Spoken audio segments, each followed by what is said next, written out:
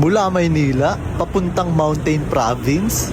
Posible ba yan? Pagkatapos ng mausok, masasakyan, matao, dito naman kami napadpad. Pero bago ang lahat, simulan muna natin sa simula. Para makarating ka nga sa Bontoc Mountain Province, kakailanganin mo nga pumadyak ng 377 kilometers. At base sa tansya namin, aabutin nyo na ng 3 hanggang 4 na araw. Kaya sumakay na lang kami ng bus. Yung 3 to 4 days na padyakan sana, naging 10 oras na biyahe na lang. Bale, sinakay nga pala namin yung mga bike namin sa estribo ng bus. Yung sinakayan nga pala namin, ito yung Coda Lines. Bale, 147.5 kilometers din pala yung pinadyak namin mula Tayabas hanggang Coda Lines Terminal. Biyaheng Sagada nga pala yung sinakyan namin at bumaba naman kami sa Bontoc Mountain Province. Dito na kami magsisimulang pumadyak patungo sa aming pupuntahan. Bale 37 kilometers na nga lang pala yung destinasyon na aming pupuntahan. Yung schedule nga pala ng bus ay mula 8 PM hanggang 6 AM. At dito nga ay simula na ng padyakan sa paligid ng mga kabundukan. Sa totoo lang, matagal na naming pinapangarap na makulayan tong dream ride na to. Buti na lang nakulayan na namin to ngayon.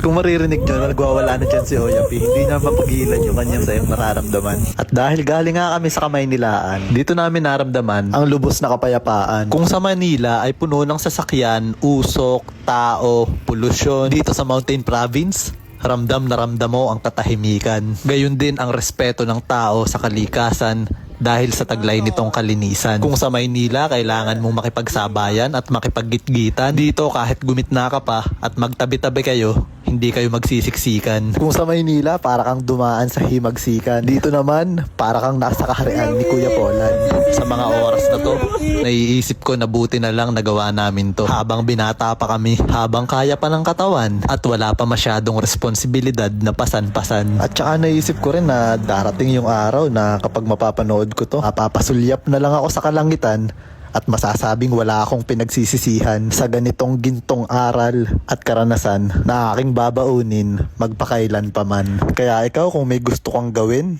may gustong marating, gawin mo lang ng gawin. Tapos isama mo si Kuya Erwin. Paniguradong hindi ka maboboring dahil ikaw ay kanyang babang awit. Di biro lang. Sige, subukan mo, mga minsan ay sumama sa amin. Sarili ay iyong pasayahin gamit ang 2 gulong at sumabay sa hangin. Sa ganda.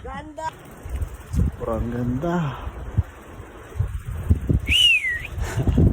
Totoo naman na mas magiging mabilis, komportable kung kami ay nakasakay sa van. Pero yung ganitong biyahe, libre ang pamasahe. Basta wag kang mag-iinarte. Naka GoPro.